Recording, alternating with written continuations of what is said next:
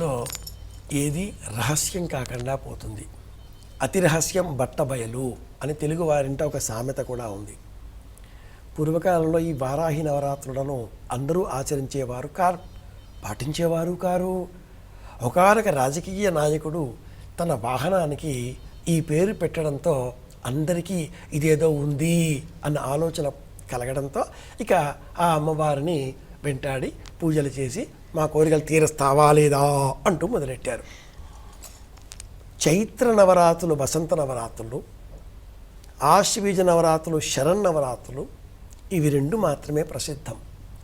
ఇవి రెండూ కాకుండా ప్రాచీనులు ఇంకొక 2 నవరాత్రులు, 4 విధాలుగా ఉండే నవరాత్రులను పాటించేటటువంటి వారు. అందులో ఒకటి ఈ ఆషాఢ మాసం శుక్లపక్షం పాడ్యంతో ప్రారంభమై నవమి వరకు ఉండేటటువంటి వారాహి నవరాత్రులు. లలిత సహస్రనామావళిలో ఒక నామం కిరిచక్రరథారూఢ.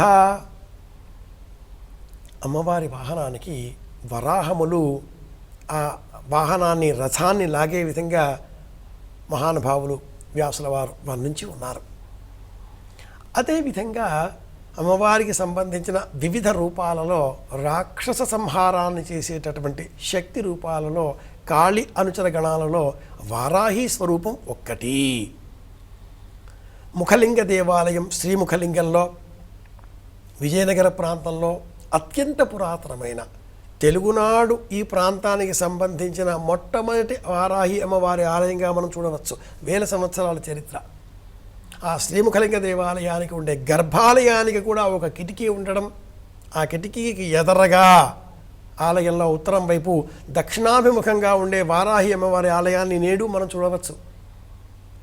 వారాహి అమ్మవారి నవరాత్రుల ఆచరణ ఎక్కువ శాతం ఉభయ గోదావరి జిల్లా ప్రాంతాలలో మాత్రమే మనం చూసేవాళ్ళం ఒకప్పుడు. ఈనాడు దేశమంతా వ్యాపించింది. కాశీ క్షేత్రంలో కూడా వారాహి ఉత్సవాలు, వారాహి దర్శనం, జనాలంతా కూడా ఉదయమే 6ంటికే వెళ్ళేసి అమ్మవారిని దర్శనం చేసుకునే ప్రయత్నాలు చేయడం చూస్తున్నాం. గ్రామదేవతగా చెబుతూ ఉన్నాం.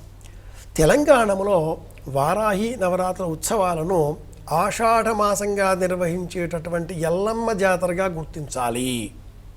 ఎల్లమ్మ, పోచమ్మ ఈ ఆలయ నిర్మాణాలలో బొడ్రాయి, ఈ ఆలయ నిర్మాణాలలో పూర్వం బైండ్ల అనే వంశాచారానికి చెందిన వారు సజీవంగా ఉండే ఒక వరాహాన్ని తీసుకువచ్చి వారి వారి కర్మలతో కూడుకున్న విధానాలతో కొన్ని తాంత్రిక క్రియలు చేసి ఆ బొడ్రాయిని అక్కడ స్థాపించేటటువంటి వారు. వరాహమిహిరుడికి సంబంధించి మనం ఈ వరాహాన్ని జ్యోతిష శాస్త్రంలో కూడా ఉదాహరణగా సాభిప్రాయంగా తెలుసుకుంటూ ఉంటాం. సమస్త రూపాలు దేవతా రూపాలే అని చెప్పేటటువంటి ఈ వారాహి నవరాత్ర ఉత్సవాలు అత్యంత రహస్యమైనవి, గోపనీయమైనవి. అందరూ ఆచరించకూడదు, ఎవరి పని వారు చెయ్యాలి.